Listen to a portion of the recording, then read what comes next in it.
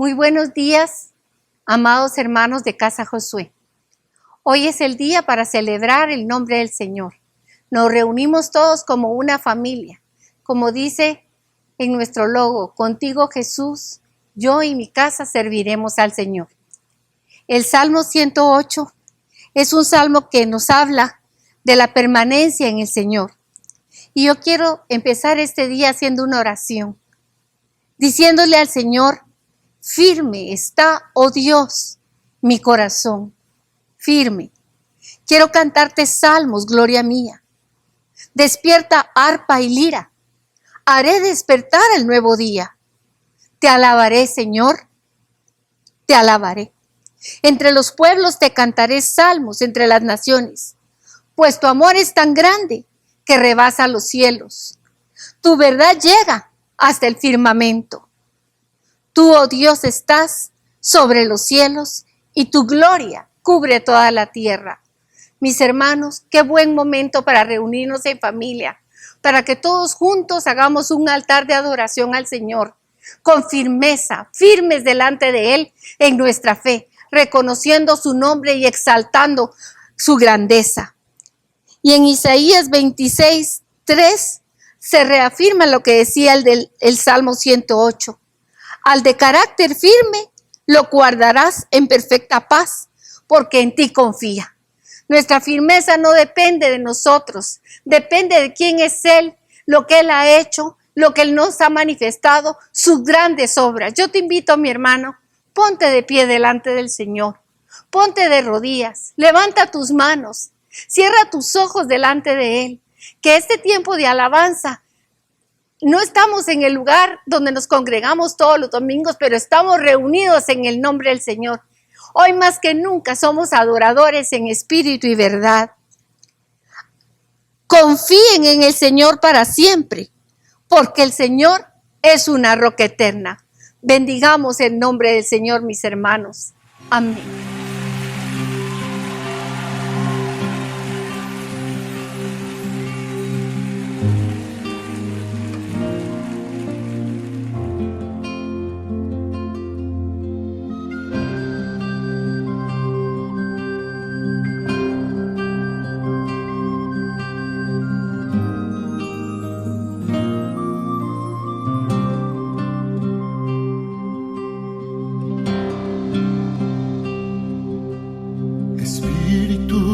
Santo Dios, ven a este presente hoy, revélanos la gloria de tu reino.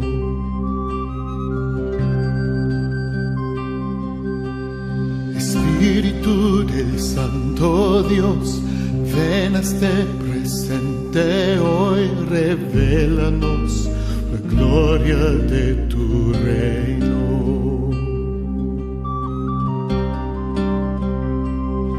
Con poder de tu gloria, cúbrenos, vida nueva fluirá de ti.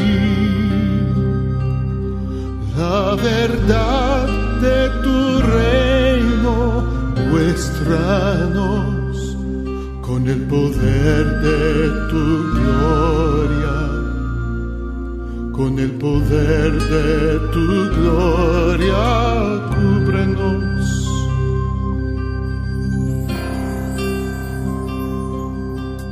Espíritu del Santo Dios, ven a este presente hoy, revélanos la gloria de tu reino.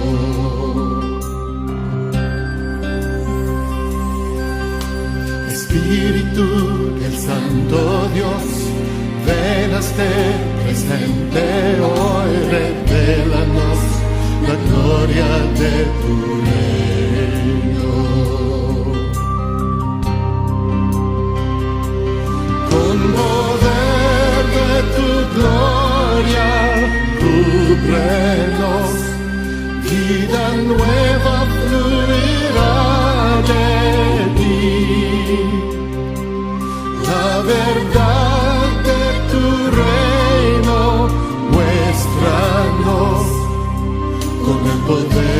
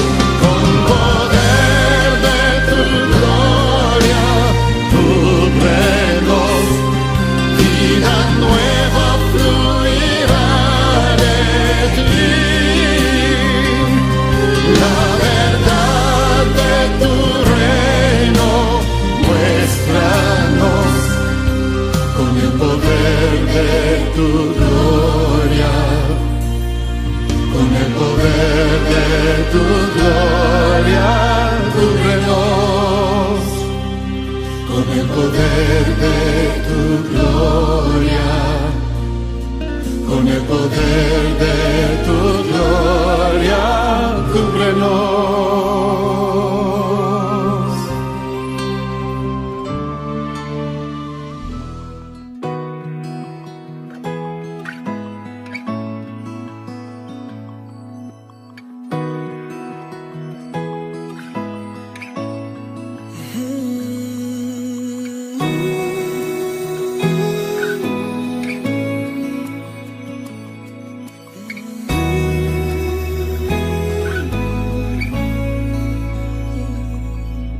Encuentro sanidad, encuentro libertad en tu presencia.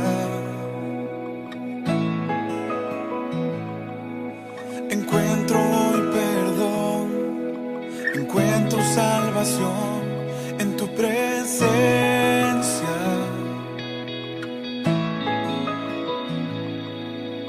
Correremos hacia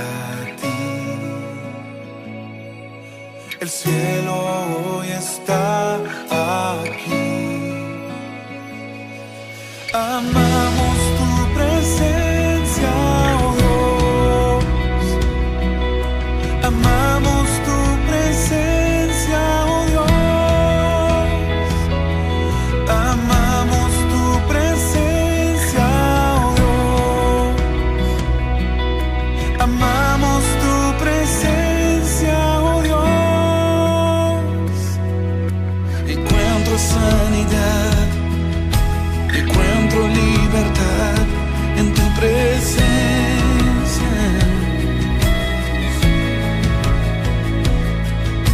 Encuentro hoy perdón, encuentro salvación en tu presencia.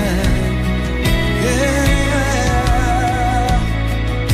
Y correremos hacia el cielo hoy está aquí. Y correremos hacia ti. El cielo hoy está aquí. Amamos tu presencia, oh Dios. Amamos tu presencia, oh Dios. Amamos tu presencia, oh Dios. Amamos tu presencia, oh Dios.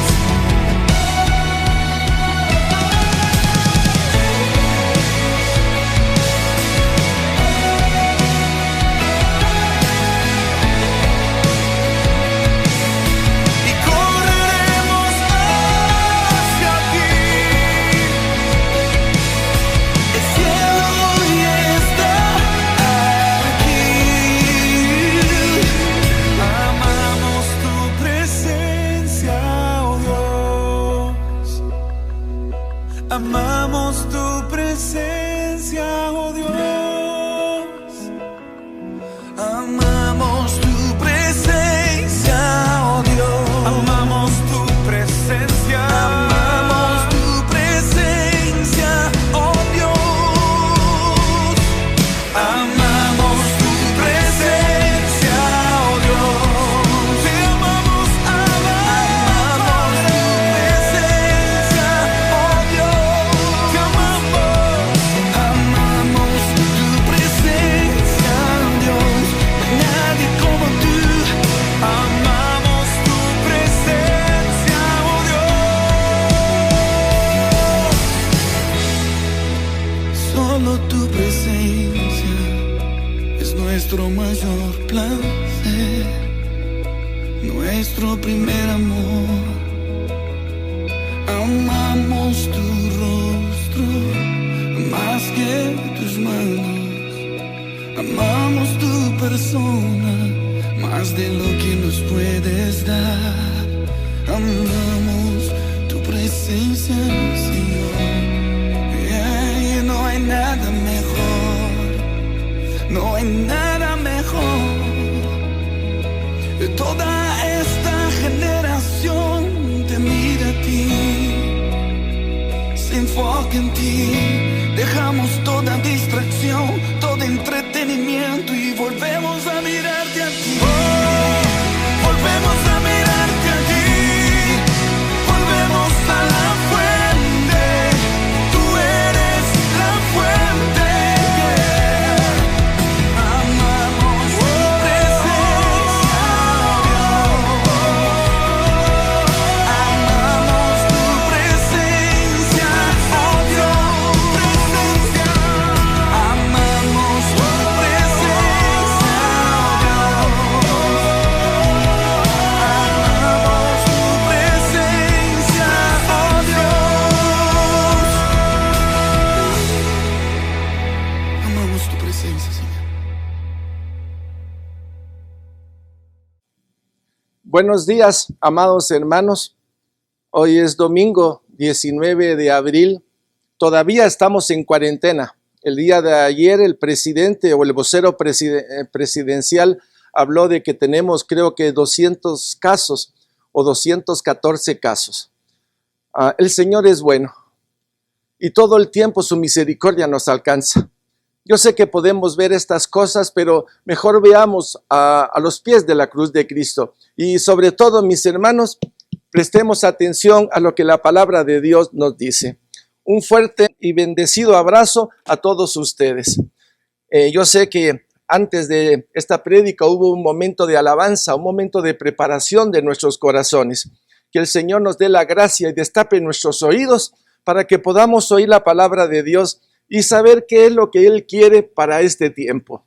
Hemos estado hablando del Cordero de Dios que quita el pecado del mundo. La semana pasada tocamos varias citas y voy a traerlas a colación para que podamos tener una continuidad con el día de hoy. Vamos a irnos a Apocalipsis capítulo 13, versículos 7 y 8. Y dice la palabra de Dios: y se le permitió hacer guerra contra los santos y vencerlos.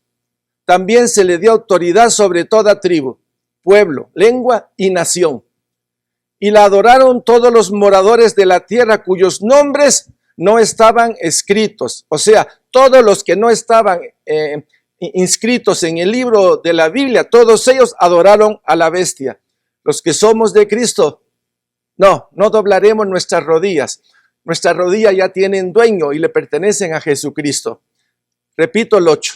Y la adoraron todos los moradores de la tierra, cuyos nombres no estaban escritos en el libro de la vida del Cordero que fue inmolado desde el principio del mundo. Los hijos de Dios no doblarán rodilla ante esta estatua. Bendito sea el Señor. El punto aquí es libro de la vida del Cordero que fue inmolado desde el principio del mundo, desde antes de la fundación del mundo. Tremenda cita. Posteriormente nos fuimos al Evangelio de Juan y a ver qué fue lo que dijo Juan el Bautista en el capítulo 1, versículo 29 y 30.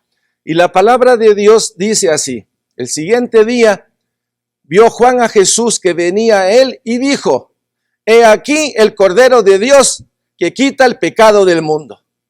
Este es aquel de quien yo dije: después de mí viene un varón, el cual es antes de mí, porque era primero que yo. Aquí hay una declaración silenciosa.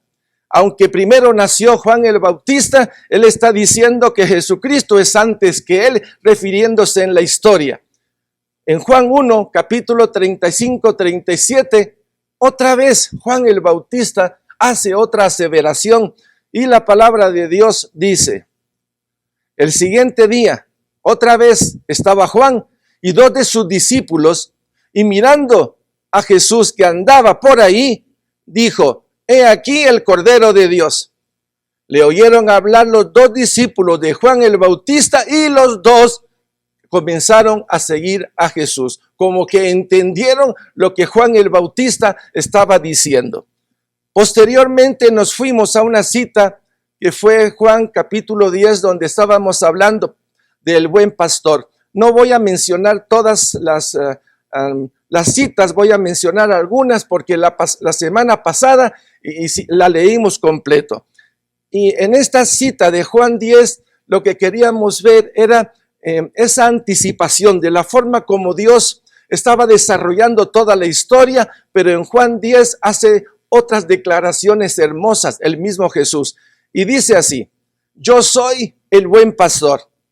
El buen pastor su vida da por las ovejas.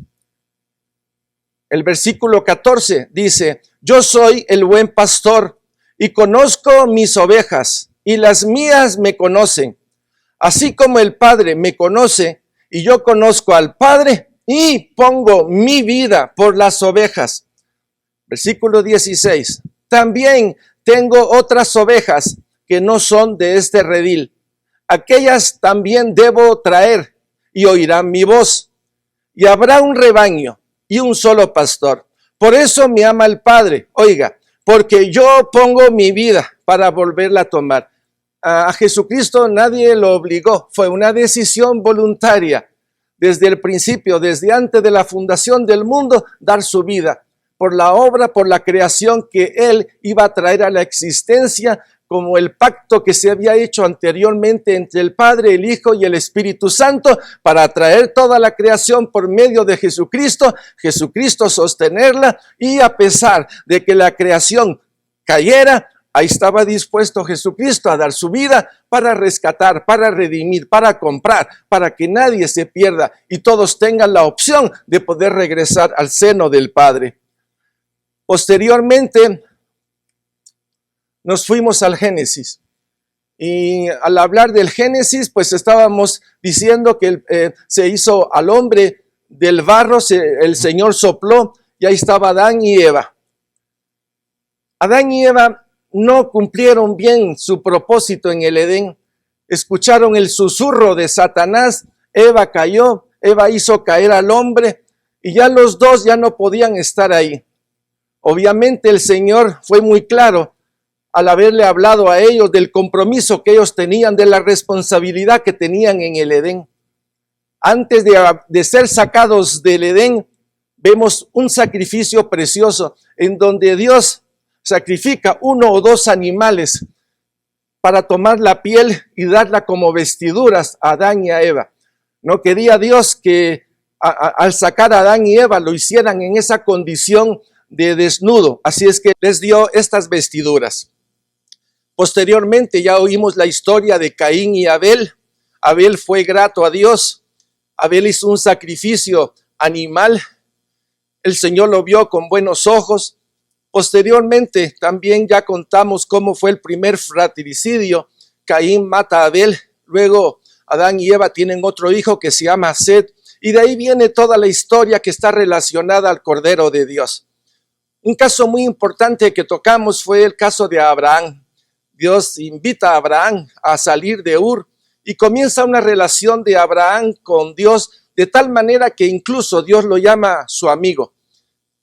En todo este tiempo, Abraham levantó muchos altares en donde hubo sacrificio de alabanza y de gratitud a Dios. Pero Dios, conociendo el corazón de Abraham y sabiendo que le había dado ya su primogénito, que era Isaac, Isaac comenzó a agarrar cierta preeminencia en el corazón de Abraham. Y viendo Dios eso, pues llama a Abraham y le dice a Abraham, mira, sacrifícame a tu hijo. Todo esto del sacrificio tenía el objetivo para que Abraham pusiera sus ojos en el Señor y no en la joya, en el hijo que Dios le había dado.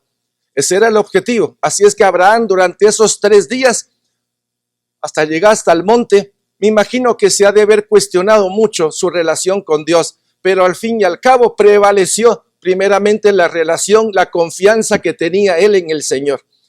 Ya el sacrificio estaba listo para ser hecho cuando el ángel para a Abraham. Fue un momento difícil, un momento en el cual creo que, aunque sé que Abraham en su corazón sacrificó a su hijo, han de haber sido momentos sumamente conflictivos. El Señor puso un cordero a la par para que Abraham lo pudiera sacrificar junto con Isaac. Toda esta enseñanza de Abraham y de Isaac y de este sacrificio, lo único que me hace a mí ver esto es cómo Dios combate la idolatría. La idolatría hacia afuera y la egolatría hacia adentro. porque la enseñanza en este momento hacia Abraham era, mira, no tienes por qué sacrificar a tu hijo, pero en el futuro, al hijo que yo voy a enviar, cuyo nombre es Jesús, el Hijo de Dios Altísimo, he ahí el Cordero, él sí morirá a favor de todos los hombres, para que todo hombre pueda regresar al seno del Padre. Contando la historia también hablamos de Israel y de cómo Dios con su mano poderosa venció no solo al faraón, sino a todos los dioses de Egipto. Ese día de Nisán, el 10, tenían que recoger un chivito para sacrificarlo el día 14. El pueblo de Dios obedeció, tomó el cordero, lo sacrificó, puso la sangre sobre el dintel, se comieron al cordero y lo que quedó lo sacrificaron en la mañana. Obviamente comienza lo que se llama la fiesta de Pasaj, el paso de la muerte a la vida, lo que Dios nos dice en Colosenses 1:13. Él nos pasó de la muerte al reino del Hijo de su amor. En toda esta historia que hemos estado viendo, lo único que puedo ver es el propósito eterno de Dios en el cual se ve su línea de salvación. Toda la palabra viene a ser lo mismo. Adán en el Edén cayeron, Dios no quiere que se pierda, viene Jesucristo para que todo el que crea en él pase de la muerte a la vida. Luego viene el proceso de santificación para llegar a la santidad, porque sin santidad nadie verá a Dios. Toda esta historia que estamos contando tiene muchos elementos en los cuales me gustaría compartirlos. Antes de comenzar a hablar del monte Sinaí, de esa reunión que Dios había preparado con su pueblo, quiero regresar a Primera de Pedro, capítulo 1, y vamos a leerlo despacito porque tiene muchos detalles. Y me interesa mucho retomar siempre la línea del Cordero de Dios que quita el pecado del mundo. Primera de Pedro, capítulo 1, nos vamos al versículo 13. Y dice así: por tanto, ceñid los lomos de vuestro entendimiento, sed sobrios y esperad por completo en la gracia que se os traerá cuando Jesucristo sea manifestado. Como hijos obedientes, no os conforméis a los deseos que antes teníais, estando en vuestra ignorancia, sino como aquel que os llamó es santo, sed también vosotros santos en toda vuestra manera de vivir. Porque escrito está: sed santos, porque yo soy santo. Y si invocáis por Padre a aquel que sin acepción de personas juzga según la obra de cada uno, oiga lo que dice: conducíos en temor todo el tiempo de vuestra peregrinación, desde el día que el Señor llegó a tu vida. Estamos en un peregrinaje. Desde el día que el Señor llegó a nuestro corazón, comenzó las jornadas espirituales para el retorno a los brazos de nuestro amado Señor. Por eso dice: conducíos en temor todo el tiempo de vuestra peregrinación. Somos peregrinos, pero tenemos un horizonte, tenemos una meta. Por eso la importancia de revisar todo eso y revisar nuestras vidas conforme a la palabra y a la guía del Espíritu Santo. Versículo 18 dice: sabiendo que fuisteis rescatados de vuestra manera de vivir, la cual recibiste de vuestros padres, no con cosas corruptibles como oro o plata. Usted y yo no fuimos comprados o redimidos con cosas corruptibles como oro o plata. Y esclarece el versículo 19, sino con la sangre preciosa como de un cordero sin mancha y sin contaminación, ya destinado desde antes de la fundación del mundo, pero manifestado en los postreros tiempos por amor de vosotros. Y yo agregaría, por la forma como Dios me ha tratado, por amor a sí mismo, por amor al Padre. Porque en todo esto lo único que puedo ver es amor, fidelidad, transparencia, ternura, la gran misericordia de Dios alcanzándonos todos los días. Así es que, mis hermanos, con estas citas, qué hermoso es poder decir: Señor, gracias porque veo tu mano por todos lados. Y sobre todo, cuando yo sé, como dice Isaías 49, me tiene tatuado en una mano y me tiene tatuado en otra mano. ¿Qué tan importantes somos nosotros para el Rey de la Gloria? En fin, son tantos detalles, tantos y hermosos detalles en el cual la palabra de Dios, como una carta de amor teledirigida hacia nosotros, nos hace ver quién es Él y quiénes somos nosotros, especialmente la necesidad que nosotros tenemos de Dios. Ahora sí nos vamos a ir al monte Sinaí. Ustedes se recordarán que el Señor quería que todo el pueblo se aproximara al monte, que todos estuvieran ahí, porque el llamado de Dios era que todos escucharan. Pero el pueblo, por sus sentimientos de culpa, por sus sentimientos de rebeldía, por su temor no positivo, sino temor negativo de aquel que piensa que algo va a pasar, el pueblo le dijo a Moisés: no, Moisés, mejor anda tú. Moisés fue, y lo voy a hacer breve. Subió al monte Sinaí, y en el monte Sinaí el Señor habló con Moisés, le entregó la ley y le dio indicaciones para hacer ver que él quería ir con el pueblo de Dios, con su pueblo. Y por lo tanto le tenía que hacer una morada que en el Antiguo Testamento se llama el tabernáculo. Moisés, yo voy a ir con ustedes, por favor, haz mi tienda, la tienda en la cual yo voy a ir con ustedes. Y esto es importante para nosotros porque podemos decir, ahí Dios estaba afuera, era el centro de todo el pueblo, de las 12 tribus. Hoy día Jesús no está afuera, Jesús está dentro de nosotros. Dos elementos que debemos de considerar. Ya dentro de nosotros sabemos que Jesucristo es el Hijo de Dios Altísimo, que está vivo y que está a la diestra de Dios, que está a nuestro favor y que su sangre está en el propiciatorio. Elementos que debemos de recordar. Dios quiere acompañar a este pueblo hasta Canaán. Y sabemos que el Señor les pide que haga un tabernáculo en donde pide al pueblo que todos los que tengan un corazón generoso contribuyan. Es más, dieron tanto que los sacerdotes tuvieron que decir: pueblo, ya no tienen que dar más, tenemos lo suficiente. Fue un tabernáculo en donde, recordemos, está el atrio, lugar santo y lugar santísimo. Aparte del tabernáculo, los 7 muebles. Esos muebles preciosos cuyo significado o cada significado tiene una dirección hacia la persona de Jesucristo. En sí, todo el tabernáculo es Jesucristo. Cada mueble es Jesucristo. Todos los elementos que tiene el tabernáculo tiene una señalización hacia Jesucristo. Entonces, 7 muebles. El primer mueble, como hemos hablado, el altar de bronce, el lavacro. Posteriormente, en el lugar santo encontramos el altar de oro. A la derecha el candelabro y a la izquierda la mesa de los panes. Y ya adentro encontramos 2 muebles en el lugar santísimo.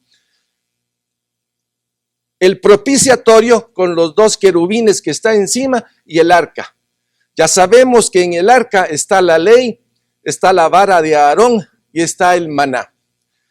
Como ustedes pueden ver, todos estos elementos ya juntos comienzan a agarrar mucho más peso y mucho más sentido a lo que el Señor quería para ese pueblo y que nosotros hoy, a través de la cruz de Cristo, lo podemos entender. Asimismo, el Señor levantó un sacerdote, un sumo sacerdote. En este caso fue a Aarón y llamó a sus 4 hijos. Aparte de que lo llamó, le hicieron vestiduras especiales para el sumo sacerdote de 8 piezas. 8 piezas que va en orden de sentido de santidad. Y a los otros que eran sus hijos, se conocen como sacerdotes ordinarios, 4 piezas que también representan el llamado de Dios. Aparte de todo esto, pues el Señor levantó lo que se llaman los sacrificios. Vea usted, el Señor los va a acompañar.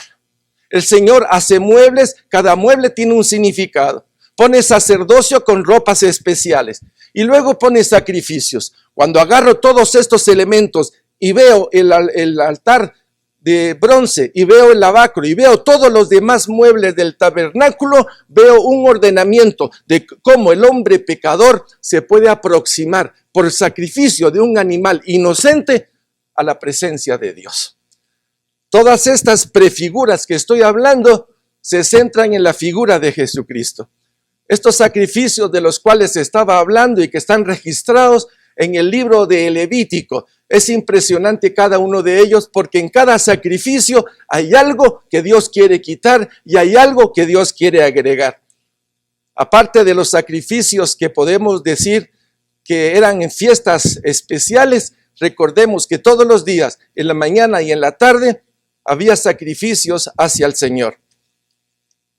Aparte de todo esto, el Señor tiene su forma de enseñar a su pueblo. Y una forma como el Señor decide enseñar a su pueblo es a través de las 7 fiestas. Estas 7 fiestas que el Señor hace, lo voy a tomar así. Las fiestas son del Señor. Y es el Señor quien invita a su pueblo a que asista a las fiestas, porque en cada fiesta el Señor recuerda lo bueno que ha sido Dios, lo fiel que ha sido Dios para con este pueblo. Voy a traerlas a colación porque todo esto es parte del mensaje del Cordero de Dios que quita el pecado del mundo y sobre todo el mensaje para todos nosotros de que Dios no quiere ni que tú, ni que nadie, aquella que tú conoces, aquella persona que tú conoces se pierda. Por eso Dios nos envía también a evangelizar, a llevar el mensaje. Ahorita nosotros, los que ya conociendo a Cristo y conociendo la historia del Antiguo Testamento, ya realmente nosotros estamos como quien dice, bien preparados y duchos para llevar el mensaje. Estas fiestas que comienzan en el mes de marzo, abril, que es la Pascua, en este mes de Nisan, son 3 fiestas. Es Pascua, panes sin levadura y primicias. Ocurren en primavera.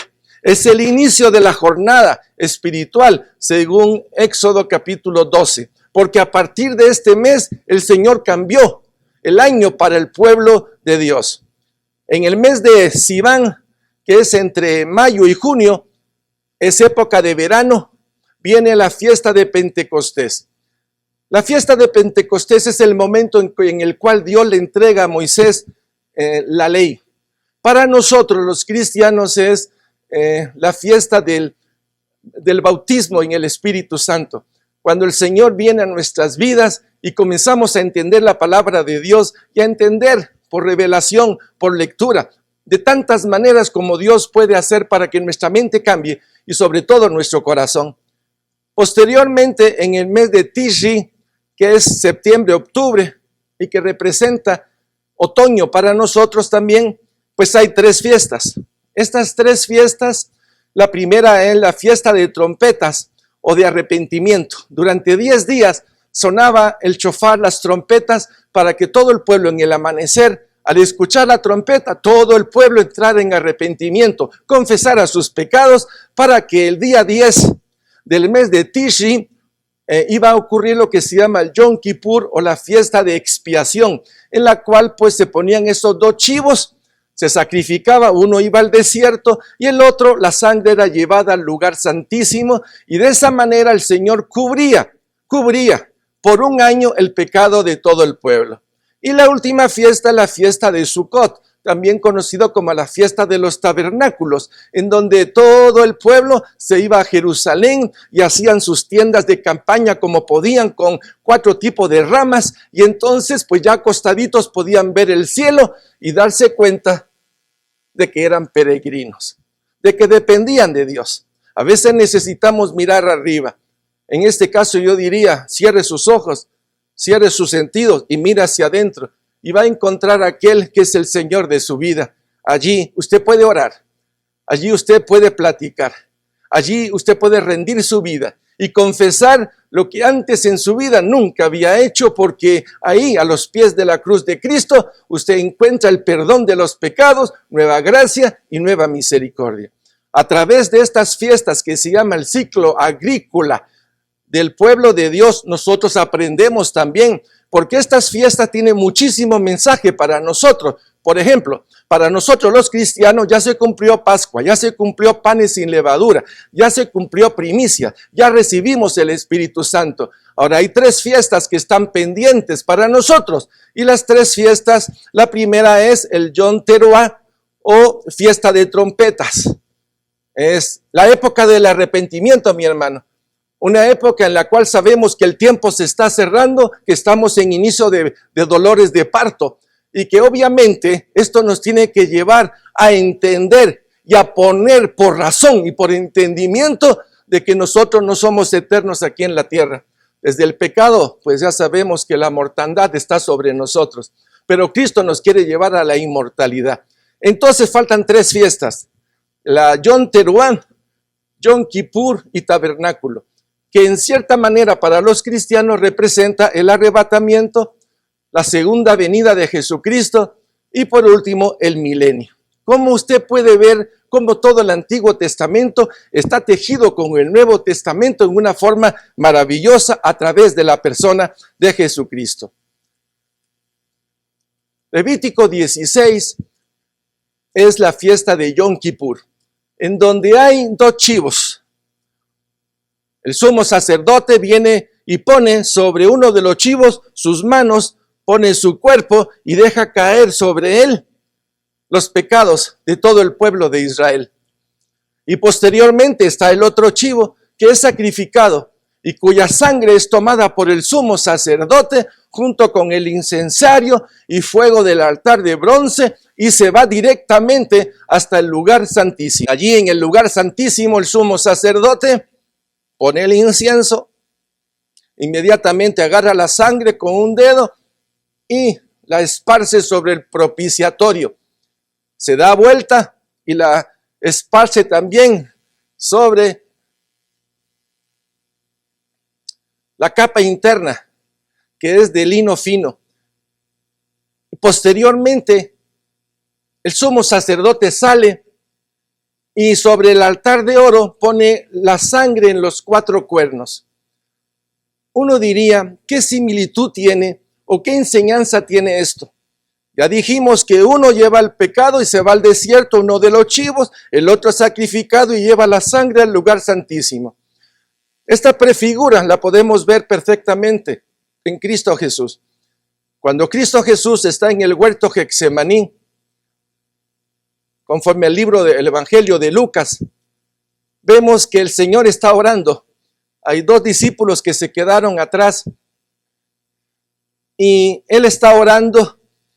Y mientras él ora, hay una hematoidrosis, hay una caída de sangre al piso. Y uno se pregunta, ¿por qué el Señor tuvo esa tensión o esa carga? ¿A qué se debió esa hematoidrosis o ese caer las gotas de su cuerpo al piso? No se me olvida la enseñanza de uno de mis maestros que me decía que una excelente interpretación es como que si los pecados de todos los tiempos, de todos los hombres, de todas las épocas, hubieran sido colocadas en un vestido. Y ahí llevaba el dolor, la miseria, el asesinato, todos los males que hay en el mundo y fue colocada sobre Jesucristo en este huerto Getsemaní. Ese poner, ese traje sobre el cuerpo de Jesucristo provocó esa tensión, esa hematoidrosis en la cual el Señor aguantó, aunque seguía sacando sangre. Una forma de decir, de aquí no me moveré. Yo sé por qué he venido. No voy a permitir que esto rinda mi voluntad, por el contrario, la voy a poner ante la voluntad de Dios para que se haga su voluntad en mi vida. Y así es como este traje babilónico o este traje de maldad fue puesto en Cristo Jesús, quien posteriormente lo llevó a la cruz y lo clavó.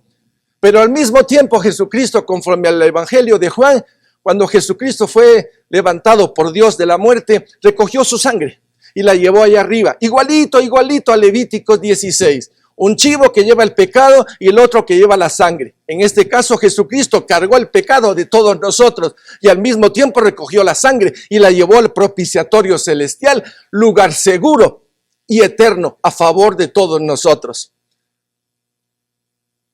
Recoger la sangre de Jesucristo hay que traerlo nuevamente al Antiguo Testamento. El sacrificio del animal donde se ponía la sangre en los cuernos del altar de bronce. Pero luego el sacerdote tenía que lavarse las manos y al lavarse las manos, aunque era agua limpia, también tenía que quitarse la sangre de los animales inocentes. Ya vimos que hay sangre en el altar de bronce. Ya vimos que hay sangre en el lavacro. Ya vimos que hay sangre en el altar de oro y ya vimos que hay sangre en el propiciatorio. Eso quiere decir atrio, lugar santo y lugar santísimo. 3 lugares de sangre. El camino de Jesucristo ha sido conducido por medio, o nos conduce por medio de su sangre al lugar santísimo. Por eso en Juan 14:6, cuando dice, yo soy el camino, la verdad y la vida. Nadie puede ir al Padre sino por mí. Como el Antiguo y el Nuevo Testamento se teje maravillosamente para hacernos ver el cuadro. Él es igual ayer, hoy y siempre. Y su anhelo no ha cambiado. Su fidelidad para con Dios y para con nosotros. Ahora vamos a pasar a ver una cita maravillosa.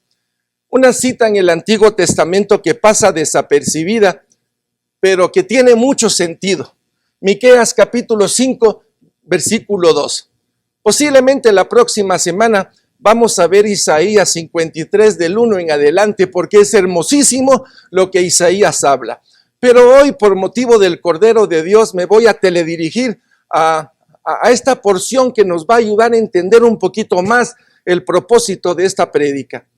Miqueas 5:2 dice, pero tú, Belén, Éfrata, pequeña para estar entre las familias de Judá, de ti me saldrá el que será Señor de Israel. Y escuche, y sus salidas son desde el principio, desde los días de la eternidad. Otra cita, así como Apocalipsis 13, 7, 8, así como Juan 1, 29, 30, así como habló en Juan 10, hemos visto cómo Dios desde antes de la fundación del mundo, listo y preparado para el rescate, para comprarnos con su preciosa sangre. Miqueas 5:2 es una cita que pasa desapercibida, por eso lo voy a volver a leer.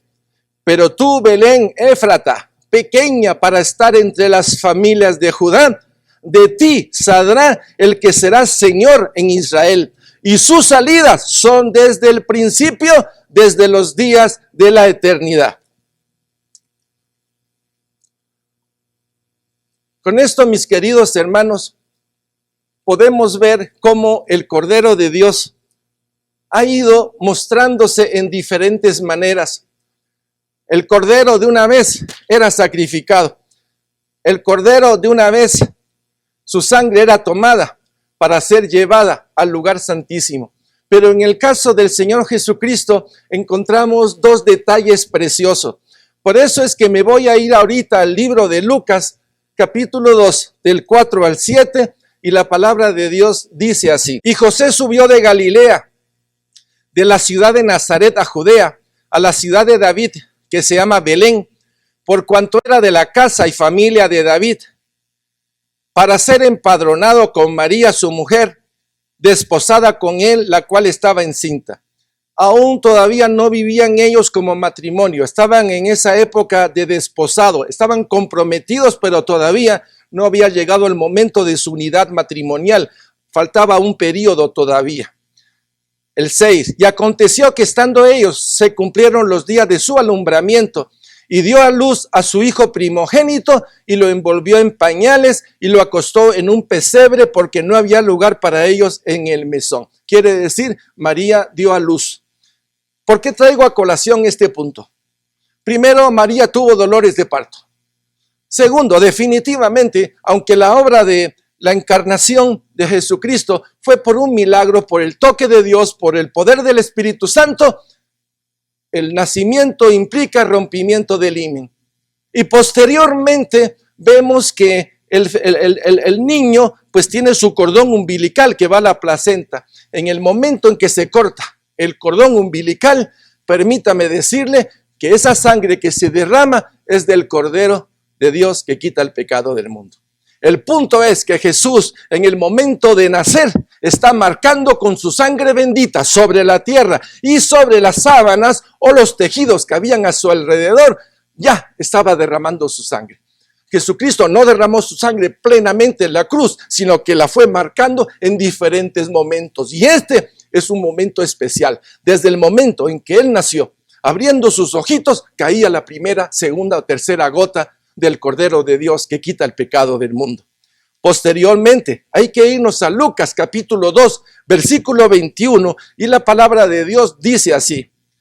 Cumplidos los 8 días para circuncidar al niño, le pusieron por nombre Jesús, el cual le había sido puesto por el ángel antes de que fuese concebido. Este es el segundo momento del derramamiento de la sangre del Cordero de Dios. Cuando se le hace la circuncisión, nuevamente cae sangre al piso, cae sangre a la tierra.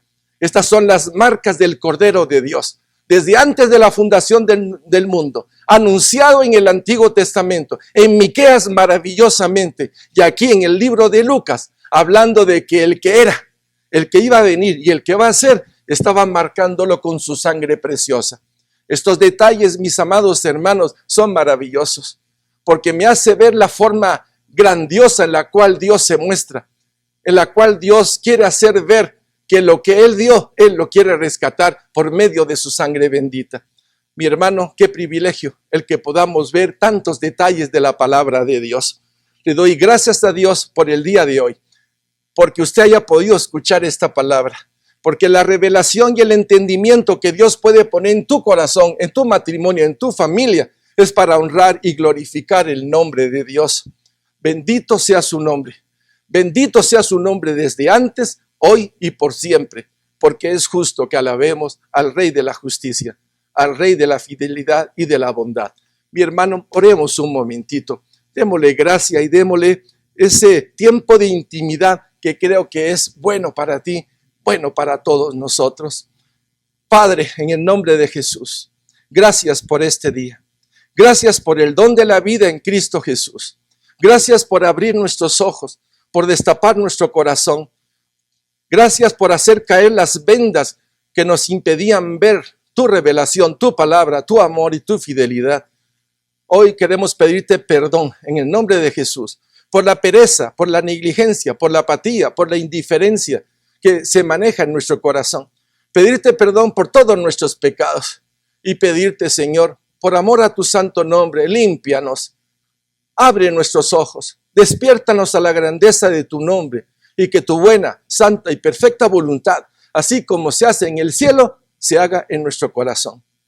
Señor, te necesitamos. Sin ti esto no es posible. Gracias, gracias, gracias y gracias. Y bendecimos tu santo y precioso nombre. Gracias, Señor. Amén y amén.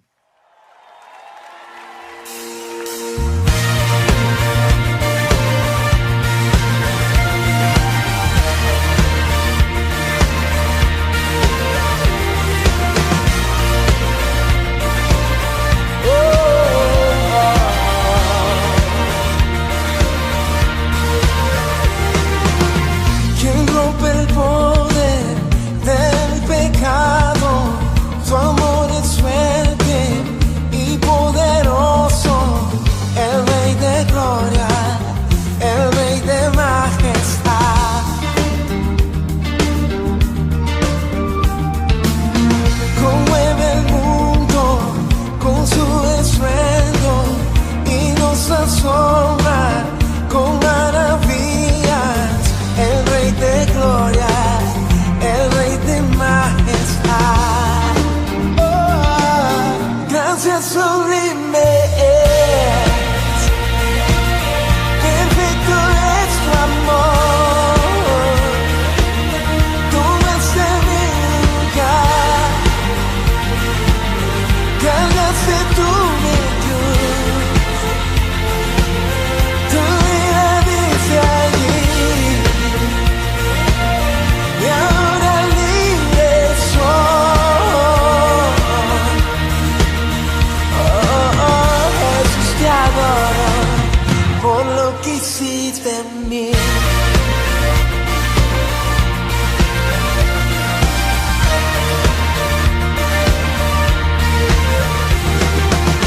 Pusiste en orden todo el caos, nos adoptaste como tus hijos, el Rey de gloria, el Rey de majestad, el que gobierna con su justicia y resplandece con su belleza, el Rey de gloria, el Rey de majestad. Gracias gracia sublime. Perfecto es tu amor, tomaste mi lugar, cargaste tú mi cruz, tu vida dice allí,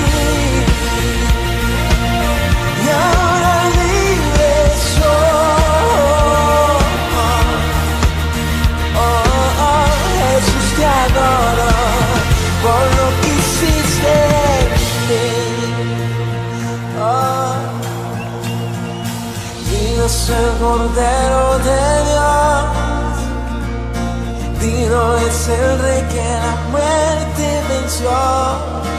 Digno es el Cordero de Dios, digno es el Rey que la muerte venció.